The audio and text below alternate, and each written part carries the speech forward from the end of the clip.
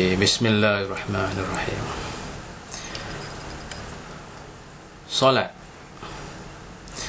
ini bukan setakat solat selepas sembahyang sudah.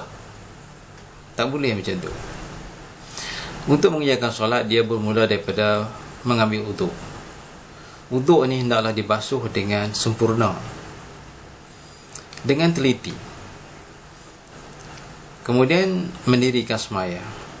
Bila mendirikan sembahyang ini adalah satu munajat kepada Allah Ta'ala. Kita bersyukur kepada Allah Subhanahu Wa Ta'ala dalam hati yang khusyuk kepada Allah Ta'ala. Kita tidak boleh mengingat sesuatu selain dari Allah. Sembahyang ini adalah sebagai langkah untuk menyuci hati, membersihkan hati. Jadi kalau sembahyang yang mencapai target dia, yang mencapai kualiti dia akan menyucikan hati. Tapi ramai orang sembahyang sudahlah ambil wuduk lebih kurang, kemudian bila sembahyang tu buat lebih kurang, padahal bila dia sembahyang tu malaikat bersama dia, tapi buat lebih kurang. Jadi tak tercapai kualiti sembahyang. Jadi apabila seorang tu dia berhati-hati dalam mengambil sembahyang, kemudian dengan sopan santun berdiri di hadapan Allah Subhanahu Wa Taala dengan hati yang khusyuk, maka akan menyucikan hati dia. Dengan cucinya hati itu barulah dibukakan pintu-pintu ghaib, dapat kita melihat kebesaran Allah Subhanahu Wa Taala. Di dalam sebuah hadis, Rasulullah pernah bersabda yang bermaksud, sesungguhnya perumpamaan sembahyang itu bagaikan sungai mengalir di muka pintu salah seorang, maka ia mandi daripadanya tiap-tiap hari 5 kali. Apakah ada sisa dari kotoran? Jawab para sahabat, tidak ada sisa kotorannya sedikit pun. Maka Nabi bersabda, demikian juga contohnya dari sembahyang 5 waktu menghapuskan segala dosa-dosa. Jadi bila kita sembahyang dengan yang betul, maka dia boleh menghapuskan dosa. Tapi kalau sembahyang tu yang tidak khusyuk, yang lalai, dia tidak dapat menghapuskan dosa dan tidak dapat menjernihkan hati. Sembahyang ini juga dia sebagai satu cara untuk memanjatkan kesyukuran kita kepada Allah Subhanahu Wa Taala. Bila kita bersyukur pada Allah Ta'ala dengan hati yang tulus ikhlas, maka Allah Ta'ala akan buka rahsia-rahsia dia. Maka kita dapat melihat kebesaran Allah Ta'ala, dan kita dapat bermakrifat, mengenal Allah Subhanahu Wa Ta'ala.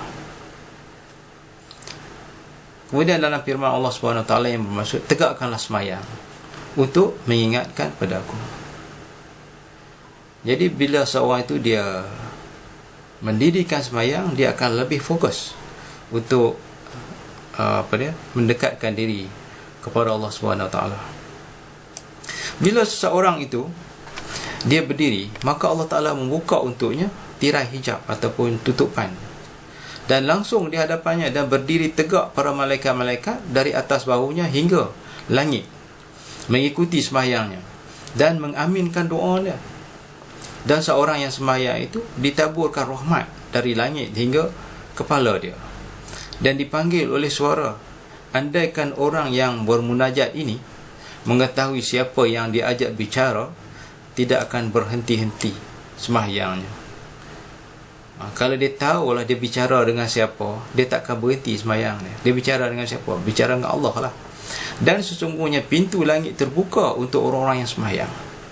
Dan sungguhnya Allah membanggakan dengan barisan-barisan malaikat. Di dalam kitab Taurat ada disebut, hai anak Adam, jangan malas untuk berdiri sembahyang di hadapanku sambil menangis. Maka akulah Allah yang telah mendekatkan diri di hatimu. Dan kerana ghaib kau telah dapat melihat cahaya aku. Muhammad bin